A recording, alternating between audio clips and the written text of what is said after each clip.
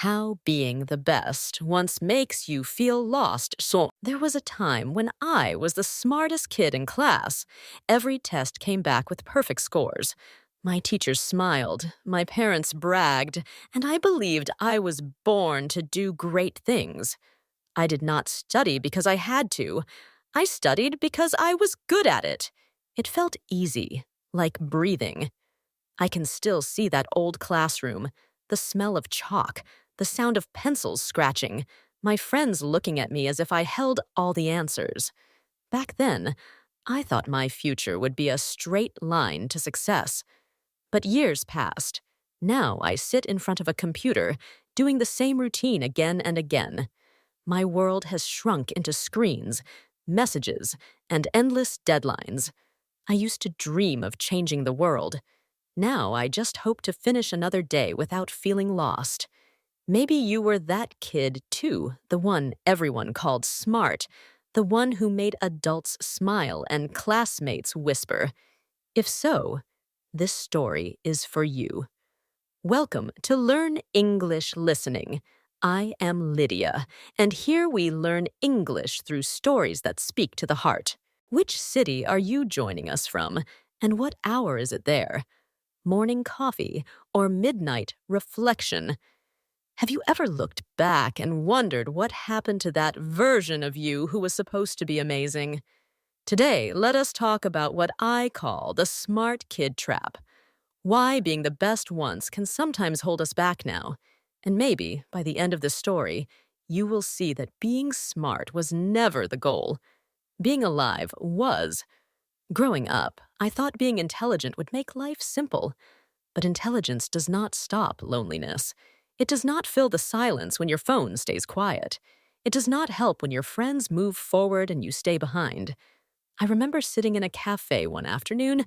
Outside, the sun was golden. Inside, people laughed and talked. I watched them and wondered when I forgot how to live. My brain was full, but my heart was empty.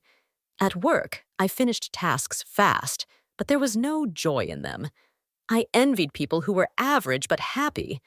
I began to ask myself, why do I feel smaller even though I once felt brilliant?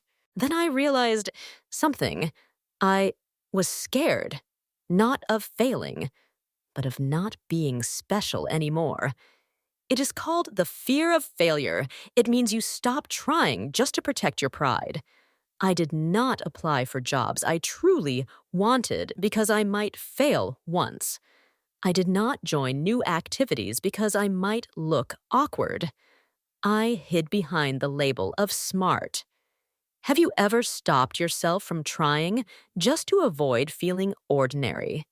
The truth is, being smart can become a cage. You do not see the bars, but they are there. Every time you choose safety over growth, the cage gets tighter. One night, I stared at my reflection on the black phone screen. My face looked tired, my eyes dim. I whispered to myself, it was not the world that made me small, it would be. I built my own prison with pride. That was the moment I realized something deeper.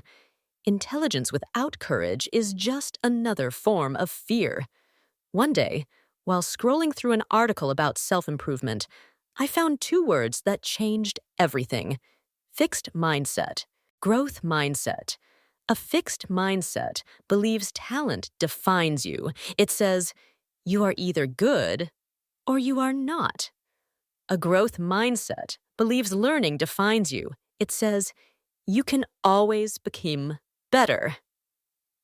I realized I had lived most of my life inside a fixed mindset. When I said, I am not good at English, I was closing a door. When I said, I am not good yet, I was opening one. At work, I repeated the same safe tasks because I was good at them. But good does not mean growing. I avoided challenges, not because they were too hard, but because I did not want to see myself fail. Do you remember the last time you stopped learning because you thought you already knew enough? Maybe you built a comfort zone so comfortable it became a trap. The comfort zone feels peaceful, but it slowly steals your courage. The more I read, the more I understood. Growth is not about proving how smart you are. It is about being brave enough to stay curious. I started noticing my habits, the way I avoided new conversations, the way I chose easy paths. I realized that being smart without growing is like a tree refusing to reach for sunlight, still alive, but never blooming. That day, I decided to climb again, not because I had to, but because I wanted to see what else was possible beyond the walls I had built for myself. For the first time in years, I felt something close to freedom. The first leap is always the hardest. It is the moment your heart beats faster and your mind whispers, "Do not do it." But courage is not the absence of fear, it is the decision to move anyway. I remember the night I took mine. My friends invited me to a karaoke bar. Normally, I would have said no. Singing in public was not something a so-called smart person should do. It was messy. It was unpredictable. But that night, I said yes. When I sang the first note, my voice cracked. Everyone laughed, including me. It was terrible and perfect at the same time. For once, I was not trying to impress anyone. I was just living. That moment taught me something the classroom never did. Perfection hides joy. Imperfection creates life. From then on, I started to take small chances. I spoke more English at work, even when I made mistakes. I shared my ideas, even when they sounded silly. Each time I felt fear, I remembered this phrase: take a leap. It means to jump before you are ready, to move even when you do not feel brave enough. If tomorrow gave you a fresh start, what is the first thing you would dare to do? We all wait for confidence to appear, but confidence only grows after the first leap. You cannot think your way into courage. You can only act your way there. The smartest kid I used to be would never have done any of this. But the wiser adult I am becoming knows that every leap, no matter how small, is a step toward being whole again. Maybe we were never meant to be perfect. Maybe we were meant to be real. A few weeks later, I met an old friend from school. He was never at the top of the class. Back then, I barely noticed him. But now, he seemed happy, calm, and full of life. Over coffee, he said something that stayed with me. I was never the best. He smiled, but I never stopped learning. His words opened a quiet door in my heart.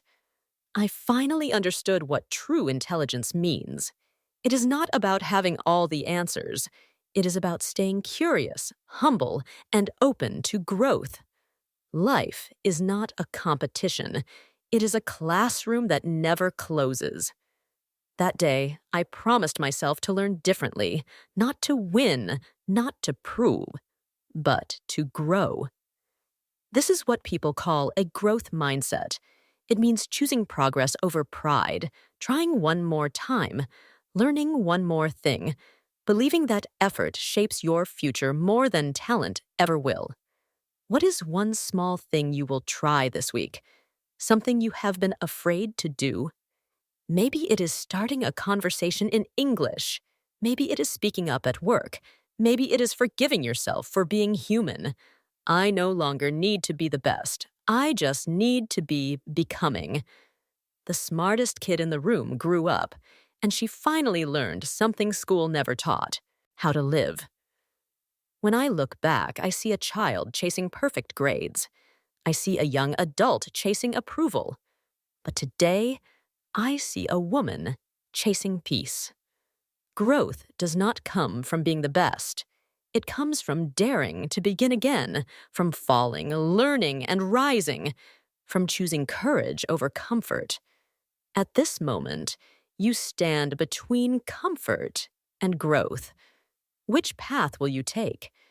If this story spoke to your heart, share it with someone who once dreamed big, someone who needs a reminder that they can start again.